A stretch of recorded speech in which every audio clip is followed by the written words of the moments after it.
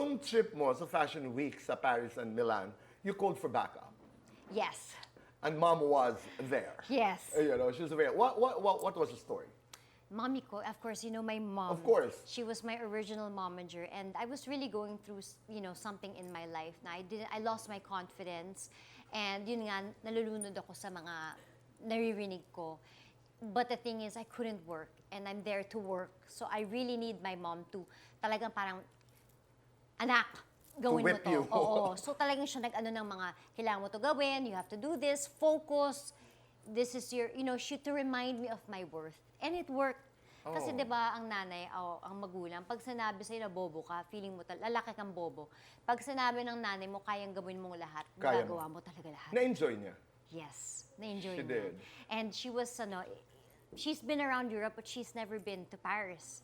So it was really nice for her. And the moment she entered, the brand saw an opening, and she was invited to shows. She was invited to showrooms. Nag-enjoy. Yeah, she, like this one, this is a couture, Fan Huy. She was dressed by the brand. Nakakatuwa. At nakakatuwa dahil kasama mo ang nanay mo. Tsaka nahabol namin yung moment. Kasi Ganda. iba talaga ang magulang. I like that. Talk about it. Nahabol niya ang moment because it was public. Yes. Right? I mean, you know, it was not always an easy relationship. Hindi talaga. Saksi kami niyan. Ako, Yes. nakita kita mula nung ikay bata. Di ba? When you look back, lessons learned about that very strained relationship with your mother. Dragon kasi yung mami ko eh. Pero yun kasi yung way niya ng pagmamahal. And looking back, I understand. I may not have given life to the children I have, but I really understand how a mother will do everything to protect her daughter.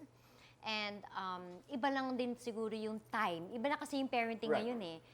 Pero now that I've gotten older, she is me and I am her.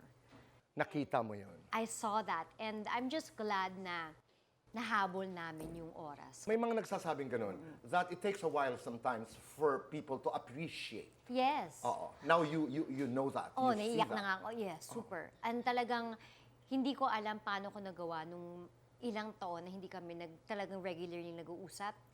Ngayon talaga parang kung pwede ko lang talaga i-turn back time kasi gusto ko ng additional years together. Kasi I've never traveled with her eh. Matagal na kami, 21 years old pa yata ako nung nag-travel kami sa ibang bansa. Together talaga. And nakita ko na, dati kasi maliksi siya, ngayon nakita ko na hirap na siya. So, hindi ko talaga ma-imagine na bakit siya nahihirapan maglakad? Bakit siya napapagod? Di ba hindi siya ganun? So, there was a time na muta ako sa bahay. Iyak talaga ako iyak kasi na-realize ko na tumatanda na siya. Heart, if you were to say thank you and sorry to your mom now, how would you do it? You say thank you and you say sorry. Ano ang tunog nun? My God. Siguro, thank you for loving me so much.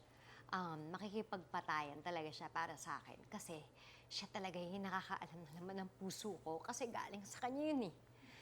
So, thank you dahil as years go by, hindi niya nakalimutan kung sino ako. And salamat kasi hindi ko talaga mararating yung narating ko ngayon kung hindi dahil sa kanya. Kasi kahit gaano ka-tough siya sa akin noon, ang laki ng inayos ng buhay ko.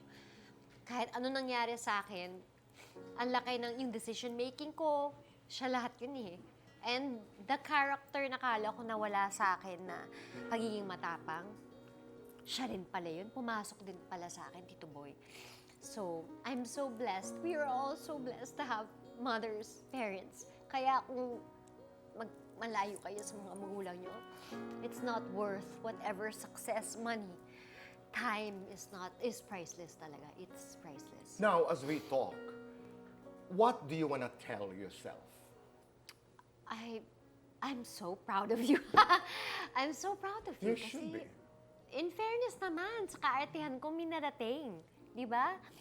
Maarte ako pero mabuting tao. Hindi ka kailangan intindihin ng maraming tao kasi only you know what all of this can bring to a specific purpose and goal, that a book that you're writing that only when you pass people might be able to read. So You have less fear now while writing that book. And gustong-gusto ko yung salitang, maarte man ako, pero mabuti akong tao. Keep inspiring.